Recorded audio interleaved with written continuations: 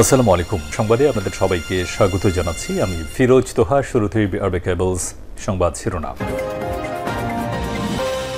জানিয়ে দেব সর্বশেষ গুরুত্বপূর্ণ আপডেট সংবাদ। শুরুতে শিরোনাম। আওয়ামী লীগের নেতাকর্মীরা দেশ ছেড়ে পালাচ্ছে বলছেন বিএনপি সিনিয়র যুগ্ম মহাসচিব অ্যাডভোকেট রুহুল কবির রিজভী।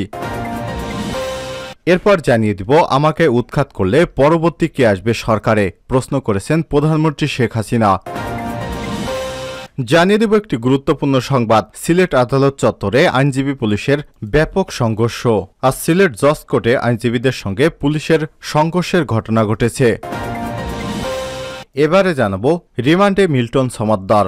ভুয়া মৃত্যু সনদ প্রদানের অভিযোগে রাজধানীর মিরপুরে মডেল থানায় করা মামলায় child and old age care আশ্রমের চেয়ারম্যান মিল্টন সমাদ্দারের 3 দিনের রিমান্ড মঞ্জুর করেছে আদালত। এদিকে দুই পক্ষের সংঘর্ষে স্বেচ্ছাসেবক লীগ নেতা নিহত। টাঙ্গাইলের নাগরপুরে দুই পক্ষের সংঘর্ষে স্বেচ্ছাসেবক লীগ নেতা নিহত হয়েছে। এই ঘটনায় আহত হয়েছে আরও অন্তত 7 জন। আজ বৃহস্পতিবার 2 মে দুপুরে এ দুর্ঘটনা ঘটে। এবং সর্বশেষ জানিয়ে দিব ফিলিস্তিনকে তার আসল মালিকদের কাছে ফিরিয়ে দিতে হবে। ইরানের সর্বোচ্চ ধর্মীয় নেতা আয়াতুল্লাহ খামেনি বলেছেন ইহুদিবাদী ইসরায়েলের অপরাধ এবং তাদের সঙ্গে যুক্তরাষ্ট্রের জড়িত থাকার ঘটনা দখলদার ইসরায়েল এবং যুক্তরাষ্ট্রের বিরুদ্ধে ইরানি জাতির অবস্থানের যথাযথ প্রমাণ রয়েছে। তিনি বলেন ফিলিস্তিনি সমস্যার একমাত্র সমাধান মুসলিম, খ্রিস্টান এবং ইহুদিসহ ফিলিস্তিনের আসল মালিকদের কাছে তাদের দেশকে ফিরিয়ে দিতে হবে। প্রিয় দর্শক, এতক্ষণ শুনছিলেন সংবাদ শিরোনাম। এবারে বিস্তারিত। তবে তার আগে অনুরোধ থাকবে আপনি কোন স্থান থেকে আমাদের সংবাদটি দেখছেন কমেন্ট করে জানিয়ে দিন এই সংবাদ সম্পর্কে আপনার মূল্যবান মতামত। প্রিয় দর্শক, আপনি যদি আমাদের চ্যানেলে নতুন হয়ে থাকেন ভিডিওটি দেখতে দেখতে চ্যানেলটি সাবস্ক্রাইব করে রাখুন, যাতে করে আমাদের লেটেস্ট আপডেট সংবাদগুলো সবার আগে আপনার কাছে পৌঁছে যায়। এবারে বিস্তারিত। আওয়ামী লীগের নেতাকর্মীরা দেশ ছেড়ে পালাচ্ছে বলছেন রুহুল কবির রিজভী। আওয়ামী লীগের সাধারণ সম্পাদক ওবায়দুল কাদের এক বক্তব্যের জবাবে বিএনপি সিনিয়র যুগ্ম মহাসচিব অ্যাডভোকেট রুহুল কবির রিজভী বলেছেন বিএনপির নেতারা হতাশ বা ক্লান্ত নয়, তারা কেউ দেশ ছেড়ে যাচ্ছে না, দেশ ছেড়ে যাচ্ছে আওয়ামী লীগের নেতা এবং তাদের স্বজনেরা। আজ বৃহস্পতিবার 2 মে দুপুরে ঢাকা মহানগর উত্তর বিএনপির বাড্ডা থানার উদ্যোগে উত্তর বাড্ডা এলাকায় প্রচণ্ড তাপপ্রবাহে অতিষ্ঠ মানুষের মাঝে বিশুদ্ধ খাবার পানি, সেলাইন এবং লিফলেট বিতরণ অনুষ্ঠানে প্রধান অতিথির বক্তব্যে রুহুল কবির রিজভী এসব কথা বলেন। অনুষ্ঠানে বিশেষ অতিথি হিসেবে বক্তব্য দেন ঢাকা মহানগর উত্তর বিএনপির সদস্য সচিব আমিনুল হক, বিএনপির স্বাস্থ্য সম্পাদক ডাক্তার রফিকুল ইসলাম সহ অর্থনৈতিক বিষয়ক সম্পাদক মাহমুদুর রহমান সুমন। রুহুল কবির রিজভী বলেন শত নিপীড়নেও বিএনপি নেতারা রাজপথে আছে এবং সরকারের পতন না হওয়া পর্যন্ত রাজপথে থাকবে।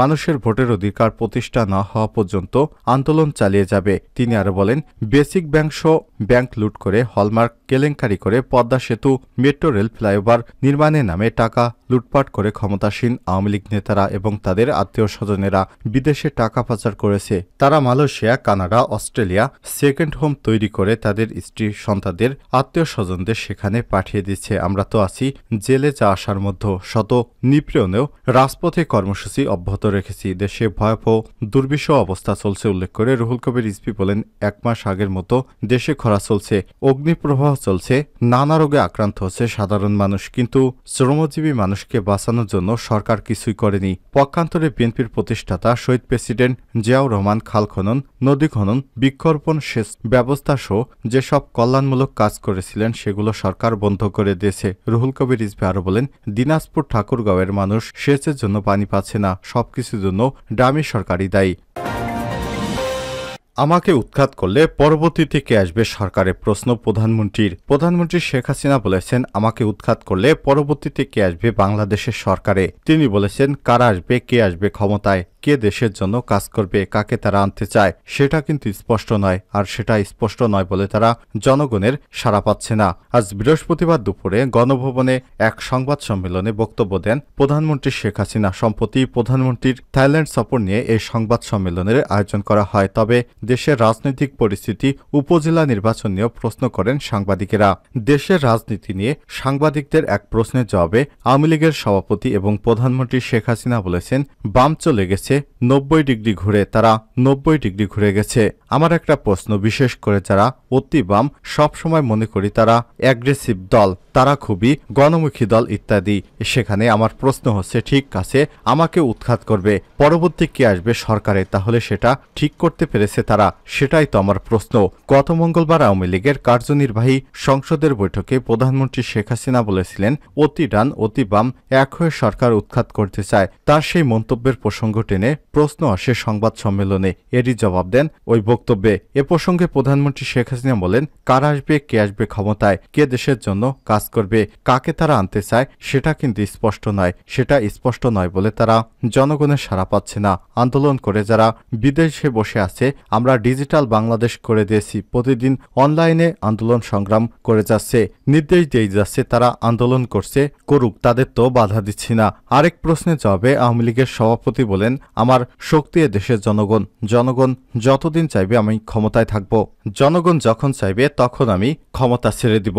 প্রধানমন্ত্রী শেখ হাসিনা বলেন, 15 বছর আগে বাংলাদেশ কেমন ছিল, এই সময় কি পরিবর্তন হয়েছে, এমন প্রশ্ন তোলেন প্রধানমন্ত্রী। তিনি বলেন, জনগণের ভোটের অধিকার নিশ্চিত করেই নির্বাচন করেছি। 2024 সালের 7 জানুয়ারি নির্বাচন অতীতের সব নির্বাচনের চেয়ে অবাধ, সুষ্ঠু ও নিরপেক্ষ হয়েছে।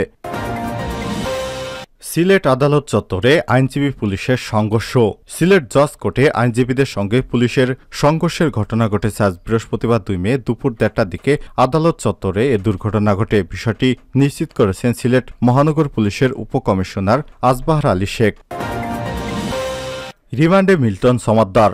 ভুয়া মৃত্যু সনদ প্রদানের অভিযোগে রাজধানীর মিরপুরে মডেল থানায় করা মামলায় child and old age care আশ্রমের চেয়ারম্যান মিল্টন সমাদ্দারের 3 দিনের রিমান্ড মঞ্জুর করেছে আদালত। বৃহস্পতিবার 2 মে ঢাকার অতিরিক্ত মেট্রোপলিটন ম্যাজিস্ট্রেট মোহাম্মদ তোফাজ্জল হোসেনের আদালত শুনানি শেষে এই রিমান্ড মঞ্জুর করেছেন। এদিন তাকে আদালতে হাজির করা হয়। এরপর প্রতারণার আশ্রয় নিয়ে জাল জালিয়াতির মাধ্যমে মৃত্যু সনদ তৈরি করার অভিযোগ করা মামলায় তার 7 দিনের রিমান্ড আবেদন করা হয়। অন্যদিকে আসামি পক্ষ রিমান্ড বাতিল এবং জামিন চেয়ে আবেদন করে। শুনানিতে ঢাকা মহানগর দায়রা জজ আদালতের পাবলিক প্রসিকিউটর আব্দুল্লাহ আবু বলেন, তার বিরুদ্ধে ভয়াবহ অভিযোগ রয়েছে। সে চিকিৎসক না হওয়া সত্ত্বেও মৃত্যু সনদ প্রদান করত। এ চক্রের সঙ্গে যারা জড়িত আছেন তাদের শনাক্ত এবং ন্যায় বিচারের স্বার্থে 7 দিনের রিমান্ড প্রত্যাশা করছি।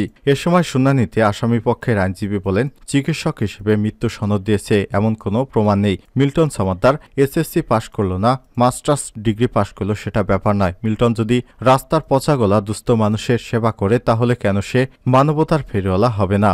সবকিছু ভালো কাজ করছে, কিন্তু সে চক্ষুশূল হয়েছে, প্রতিহিংসার শিকার হয়েছে, হয়রানি এবং উদ্দেশ্য প্রণোদিত হয়ে তাকে ফাঁসানো হয়েছে। এ মামলায় কোনোভাবে রিমান্ড হতে পারে না। উভয় পক্ষের শুনানি শেষে আদালত তার 3 দিনের রিমান্ড মঞ্জুর করেছে। টর্চার সেলে মানুষকে মারধর করার অভিযোগে মিল্টন সমাদ্দারের বিরুদ্ধে 3টি মামলা করা হয়েছে। মিরপুর মডেল থানার officer in charge OC Munshi Sabbir Ahmed এসব তথ্য নিশ্চিত করেছেন। মানব পাচার আইনে তার বিরুদ্ধে 3য় মামলাটি করা হয়। 3য় মামলার বাদী হলেন রাজধানীর জিগাতলার বাসিন্দা এম এ রাকিব 35। জাল মৃত্যু সনদ তৈরি করার অভিযোগে তার বিরুদ্ধে প্রথম মামলাটি করা হয়। এরপর তার আশ্রমের টর্চার সেলে মানুষকে মারধর করার অভিযোগে আরও একটি মামলা করা হয়েছে। সর্বশেষ তার বিরুদ্ধে মানব পাচার আইনে আরও একটি মামলা করা হয়েছে। মানব পাচার আইনে মামলার বাদী হয়েছেন রাজধানীর জিগাতলার বাসিন্দা এম এ রাকিব। মিল্টন সমাদ্দারের বিরুদ্ধে পুলিশ বাদী হয়ে জাল সনদ জালিয়াতির মামলা করেছে। লাশ দাফনের জন্য জালিয়াতি করে কাগজ তৈরির অভিযোগে করা মামলায় তাকে গ্রেপ্তার দেখিয়ে আদালতে পাঠিয়েছে ডিবি পুলিশ। এ সময় 7 দিনের রিমান্ড চাওয়া হয়েছে বলে জানিয়েছে ডিএমপির অতিরিক্ত কমিশনার ডিবি মোহাম্মদ হারুনুর রশিদ। এ সময় তিনি বলেন, আমরা তাকে রিমান্ড এনে অভিযোগের বিষয়গুলো তদন্ত করব। 7 দিনের রিমান্ড চেয়ে আদালতে পাঠানো হবে। মিল্টনকে রিমান্ডে দেওয়ার সময় তার স্ত্রীও মুখোমুখি করা হবে। যদিও এই ঘটনায় তার স্ত্রীর বিরুদ্ধে এখন পর্যন্ত কোনো মামলা হয়নি।